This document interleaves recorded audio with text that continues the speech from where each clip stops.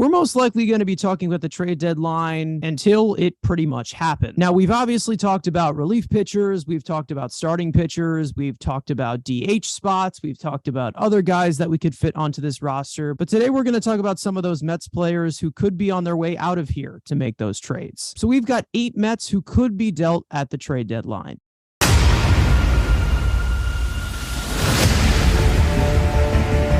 3-2, Vader swings and misses, strike 3. He struck him out. 5 Met pitchers combined for the second no-hitter in New York Mets history. So we're pretty much splitting this up into 3 main groups. First, we have the long shots, guys who most likely will not be traded, but it does make sense why they would go this direction. Contract years, current trade value. Our next group is the shoppables, guys that are most likely going to be on the trade block, whether they have asset value, whether they don't have a place on this team. And then the third group is the Dominic Smith and JD Davis. I wonder what that topic is about. You got your Twitter GMs out here saying, oh, we're going to trade for this guy, this guy, this guy. Well, these are the trade chips that you could expect those armchair GMs probably throwing in trades. Here's the obvious one. Here's 2 guys you're not going to hear in this video. That's Brett Beatty and Francisco Alvarez, because those are the untouchables. I think Billy Epler would before trading those 2 guys in a trade for anybody. So stop mocking them on Twitter. Yeah, I see you stupid armchair GMs. I'm the only Rhino GM you ever need to hear from. My opinion is better than all of yours. Suck my Beatty and Alvarez are obviously not going to be on this list. I think they're pretty much the most untouchable prospects. Don't really have any business being on the trade block. So I think we're going to start this off with JD Davis and Dom Smith. So let's get this out of the way. These guys have been in the conversation for trades for at least 100 years now. Who could be those people that replace them? What can you get back for them? What is their actual value on this roster? Because everyone's throwing them in to basically every trade these days of when Yankee fans would put in Andujar and Clint Frazier. What do you realistically think they can get back from them? If this was after the 2020 season, Dom Smith probably would have got you a very quality piece back. Even after last year, or right before the season started, you could have got 3 assets for him. I think both are in the same pool of they are underachieving, in their prime, disgruntled players. And I think you're probably looking at maybe a reliever or, a couple of prospects. I don't think you're going to get here's Pagan, here's Paddock, and here's Haas. That ship is sailed. Maybe at best, maybe a Daniel Bard, maybe Colorado likes one of the 2 and says, you know what, that's a high upside, put him in Coors Field. Let them just rake, and maybe you could trade Bard or maybe one of their lower-end relievers. These 2 guys' value are the lowest they're going to be, but I still think maybe a team season, maybe Oakland, maybe, not as the main piece of Ramon Toss or somebody else, maybe Sean Murphy trade, who knows. Baltimore, Colorado, some of these bottom feeders, maybe they can take a chance on these guys and they have a reliever, flip them. You'd probably have to attach a prospect of ours to get rid of them because I don't think their value by themselves is that high. Maybe just flip them for as much prospect capital as you can. I think it's pretty much expected that you're going to have to sell low on these guys, mainly because they're just currently coming off probably some of the worst samples of their careers right now. They've had their bright spots and they've had their very, very low spots. Most of those low spots we're seeing this year. We all know who has the more trade value, but if you're Billy Epler right now, who is the main guy that you're trying to get rid of right now? Is it still Dom Smith because there was talks about that before the season starting? Or is it JD Davis because you think you might be able to get a little bit more value back? Who is the number 1 guy that you're dealing if you're Billy Epler? Both kind of are holding positions for future assets. You look at JD Davis, he's holding Marc Vallejos' spot. As long as JD's on this roster, Vallejos won't be up here. Dom doesn't really have a position. He does, I guess technically could be the backup first baseman. But again, you're trying to build a bench. He's taking one of your bench spots, which you don't want him to do because obviously you want to be as flexible as you can on the bench. And him playing really only first base because we've seen him in left field. No, thank you. I don't think I ever want to see that, man. If I have to move, it's probably JD because I'm tired of seeing these ABs. Oh, he hits a 115 right at the first base. Dom, again, doesn't really have anything more. Again, they both can go. Dom really isn't holding a spot for anybody. he's kind of just holding a spot on this roster to be kind of Pete's backup first baseman. I personally think every Mets fan is getting tired of the JD Davis and Dom Smith. We all want to see them succeed, and whether it's here or it's somewhere else, both of these guys definitely provide that block that we're trying to avoid. This is the reason why they have their own category, because everyone wants to put Dom and JD in every single category, and they would be the headline of this video, and it's time to move on. They'll most likely go whatever. So let's start with a long shot here. And this one might be a little bit confusing as to a few Mets fans, but it does make sense. And it's very possible for them to shop around this guy's value. Seth Lugo. Now, he is a pending free agent, like a lot of our guys in that bullpen. You most likely will only bring back one of them. And most likely that would be Edwin Diaz. So basically what I'm thinking here, possibility where you get rid of somebody and get something back because they are a pending free agent and you turn it into quantity. Seth Lugo, one reliever turns into two or maybe three relievers. It's possible. I think the greatest example of this is probably what the Seattle Mariners did last year. They trade Kevin Graveman and then they bring in Diego Castillo. The problem is with relievers, only good teams are going to want them. Like, you're not going to see a bottom feeder just want to trade for Seth Lugo for half the season when he's going to leave in the offseason. Are you willing to make a trade with a team that maybe you play in the postseason? Maybe the Brewers, Cardinals could use another guy besides Ryan Helsley and Gio Gallegos in their pen. Their pen's been really bad. You know, maybe you want to call it, try to pick up a Moises Gomez or maybe a Delvin Herrera, Delvin Perez. Yeah, you flip them to the American League, to an Astros or to maybe the Twins add to their pen. I can see it happening. I don't know how likely it is, especially how inconsistent the pen and how thin the depth is. I know you value the depth a little more, but to the general fan, Commonwealth fan, they're like, why are you going to trade a middle relief guy if you're not going to get some quality back? Again, we'll see what Billy Epler has in mind. Another thought that I did have about this was kind of a vet for vet type of thing. And you did just mention the Astros, another team that's going to be competing and going to be in the postseason, probably going to run away with that division. Is it possible that maybe you can do some kind of swap where it's Seth Lugo for a guy like Hector Neris, who is signed through till next year? So you have him there and you also have a team option in 2024. Doesn't have to be Hector Neris, but someone who might be under contract that you might want to get rid of, someone that you can keep there for the future, considering how many guys in our bullpen are pending free agents. Vet for vet. Is that very possible? A perfect example, which is the idea is maybe you trade in Chicago. And there's a couple of guys in Chicago you can maybe, with big contracts, the number-wise, 30th if the White Sox are out. Imagine Diaz and Hendricks. That's like, I'm not going to stop dreaming about that in the back end of the pen. I do like the idea if you can find a younger reliever. I think that would be a great idea. But again, one as inconsistent as Seth has been, I just don't think the Mets can afford to give up an arm. I think they need to add without subtracting, but I'm not against doing it. I think they're going to just add to add and not really lose anyone in the pen.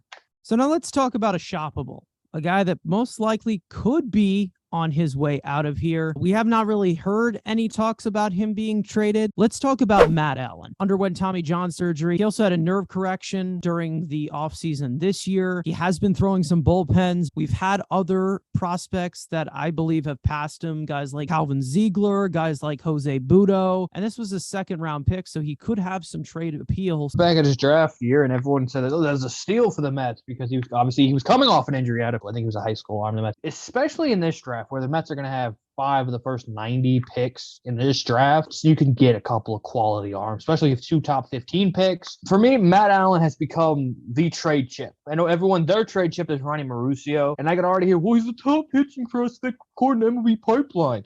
Yeah, he hasn't thrown in 3 years. I get it. He was a steal at the time, and especially had the Reds of love, hard velocity, taking guys like Brennan Williamson and trading for Bryce Petty. A Malley trade could revolve around Matt Allen. They moved Ginn. I wouldn't be surprised if they moved him. I thought Ginn was always better than Allen, so they've already moved Ginn. And I think fans should be like, yeah, you know what? I'd rather give up Allen giving up on Mauricio.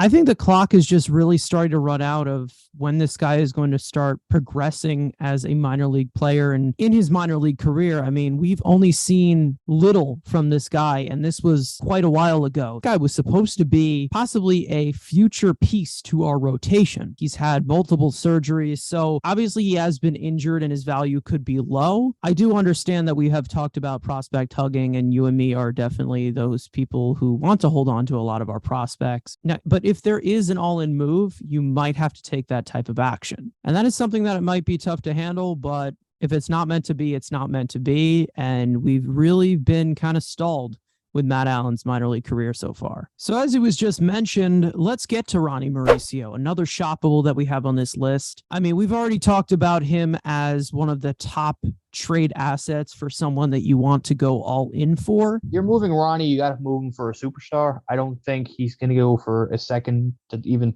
second tier player like Castillo or Almonte. I don't think he should be in that trade, but I think you save Ronny for that superstar bat. If a Rafi Devers ever got available, if a Juan Soto would ever to get available, he's still a top 100 prospect. He's one of 4 top 100 prospects in overall in baseball. I just don't think the value for him, especially because for Mets fans, they don't value him at all because, we have Lindor. We don't need another shortstop. Not like he can't try other positions and hit his way on with his bat. I just think you can get more for Ronny than a Luis Castillo, and he could be a, big piece of a future trade. But, again, I think the Mets are going to be in all win now mode and all in. So if Castillo were to be available or Frankie Montas to be available, I think he could be the main piece going the other way.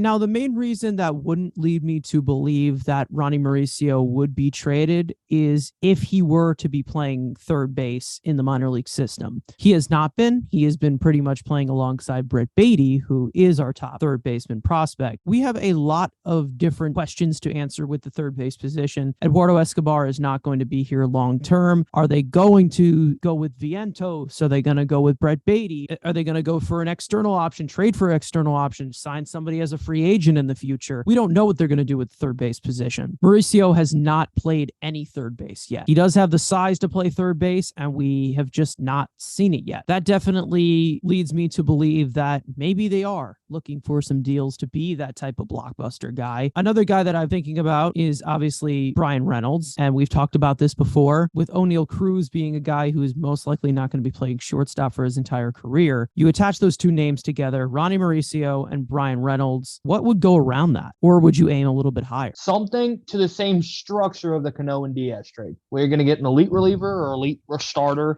to take your pick, with a valuable bat. Well, we all know what happened last time, but a better valuable bat. Give you the insurance if you do lose a Brandon Nimmo. Like, that's the kind of move where I'm getting a superstar and a big need in one trade rather than just getting a Luis Castillo.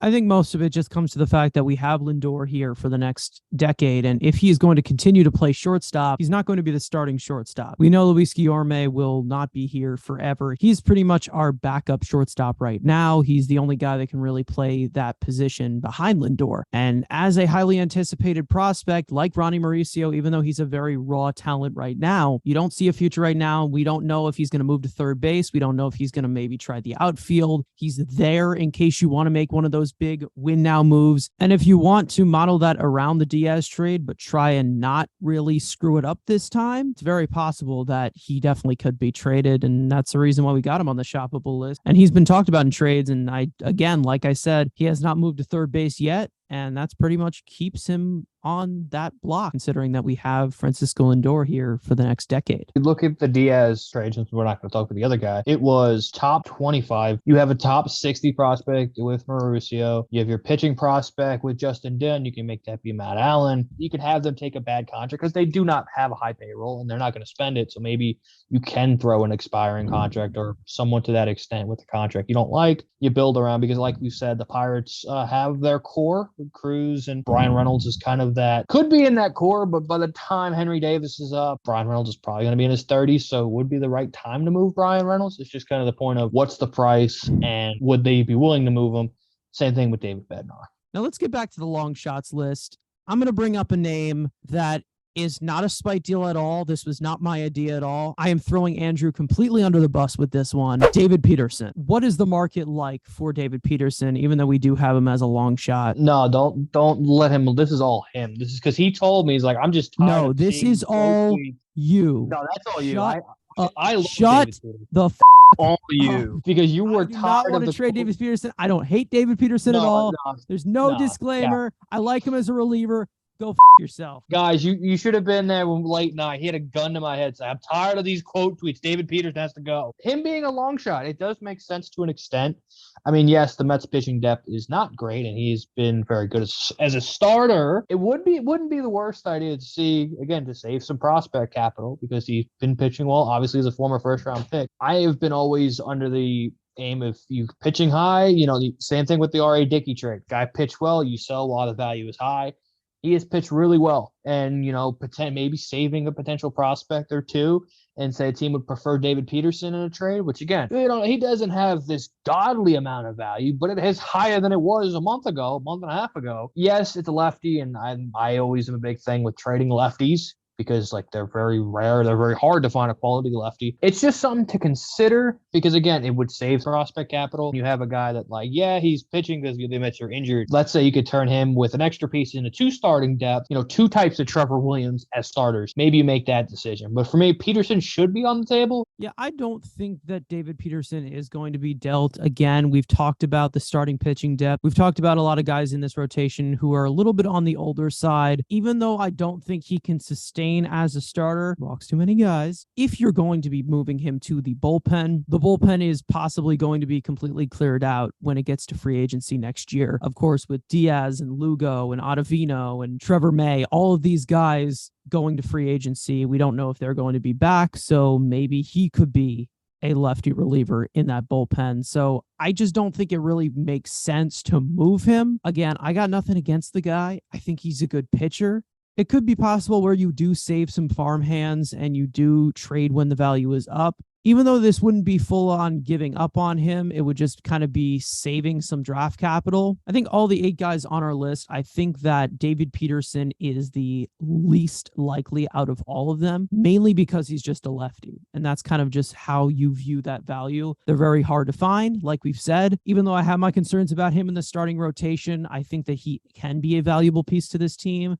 And I think that he definitely will survive this trade deadline. But it is definitely a possibility when you look at the type of state that the Mets farm system is in. Look at you trying to get over being nice to David Peterson, getting all the hate you've gotten. Okay. You simping for David Peterson. I mean, I'm not simping for David Peterson. I'm just saying it's rare for lefties. I mean, but you have no lefties. We got plenty. The next lefty we have is in middle school right now. Look what you did, Twitter. You've turned this man from an egotistical to a simp. He has not walked a batter in his last 2 starts. All right. So you're a friend if you don't walk batters as a starter. Now let's get to another long shot who's also in the rotation right now, Taijuan Walker. Now this one is a little bit peculiar. I kind of see this as an insurance type of thing where he has this player option. So far, he's pitched well. If it does sustain, he might opt out and he might get something on the free agent market. If you think that he's going to continue to pitch well, and he continues to pitch past that second half doldrum that he had last year, I mean, is it possible they should try to ensure some kind of assets getting them back instead of just having him opt out of the player option?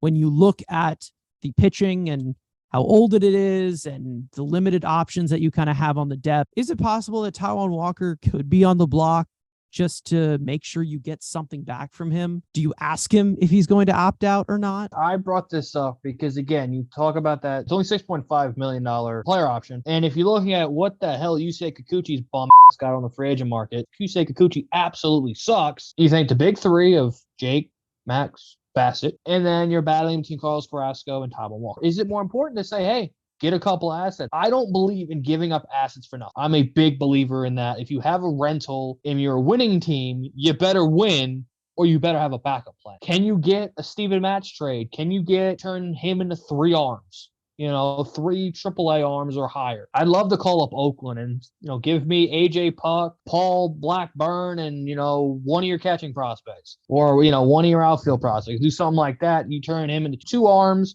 and a solid prospect. I know people, there's, again, those weirdos on Twitter. Taijuan Walker's elite. Look at it, all the zeros where they think this guy is elite and he has pitched well. Can you turn him into 2 Trevor Williams? or 2 Trevor Williams and a reliever. I think we all know how critical I've been about Taijuan Walker. He scares the ever-loving shit out of me, but he has pitched well. He's putting up the zeros. He's holding down the fort until Jake and Max come back, and maybe that's something that other teams are looking at. Again, trying to get those assets back and having that backup plan when you don't win. And it's very possible because there are a few teams out there that are better than us. We definitely want to get to that next level at the trade deadline where we can compete into a huge playoff run. I do believe that, as you said, with the Steven Matz trade, turning one arm into 3 arms. And I think that is a perfect example of how you would deal Taijuan Walker, but it is a better scenario since Taijuan Walker has had that success compared to Steven Matz, who was really, really struggling in his last few years as a Met. When you look at the pitching depth, I think the Mets are just going to want to add by very little subtraction. I definitely think Taijuan Walker stays as that possible guy to be the number 5 when it's fully healthy, but it's definitely something you can explore because of how well he has pitched so far this season. Sustainability out the window right now. Do you want to get anything back because it's a player option that he has for year 3 of his contract? I would just hate to see, hey, he pitches, let's say he does stay healthy and he continues.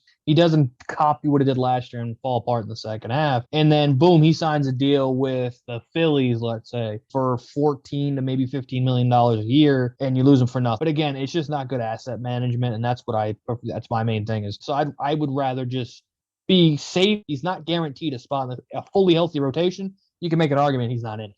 Which the depth is key, which we've noticed. The Mets don't have a lot of pitching depth. So if you can flip him for need, it is his salary does match a few other starters. The 8th and final player that could be on the trade block is another prospect. The last one in the shoppables list is Marc Vallejos. Now, I know we have talked about JD and Dom and guys like that being our DH and not being good as the DH, and everybody wants to call up Vallejos. Is there a possibility that maybe they attach Marc Vallejos to Dominic Smith and get an actual real DH in return and maybe attach a pitcher on the way back as well? So what's the trade value for Marc Vallejos? You look at an asset, you hope Marc Vallejos becomes a 30 homer guy, a quality DH. My thing is, if you can get what you need, you can flip Marc Vallejos. Vallejos has some decent value. It's less than Mauricio, less than Beatty, less than I think it's even less than Alex Ramirez, but he does have some value because people would want the 30 potential homers that you can get from him. And if the Mets say, hey, they want that DH, like to that extent, like if you can get a power hitting DH, that's what you think Marc Vallejos can be, because we've seen he's not great defensively. But again, it just depends on what this team wants to do. And like you said, if he's JD Davis, and JD's ahead of him. So it just depends. I've also talked about this in past videos before. I personally don't think that Marc Vallejos is ready. Currently, if you were to call him up right now, I really think he would just be replacing the value you're getting from JD Davis. Not alone Dom Smith. Dom Smith is a different character. He's been beyond terrible. You look at it, no defensive value, definitely whiffs a lot, definitely free swings a lot. If you're seeing what you're seeing in AAA from Marc Vallejos, even though he has hit well for a majority of the time, I don't think that you're going to see much of an upgrade. You might see some fresh legs out there, but I just don't think you're going to get as much of an upgrade as you think. Again, it might be me just being critical and saying that this guy isn't MLB ready yet, but these types of habits that he has gone into and some of the loose ends that he does have in his game are very impressionable on these young type of players. I think this team needs a jolt, and the perfect example is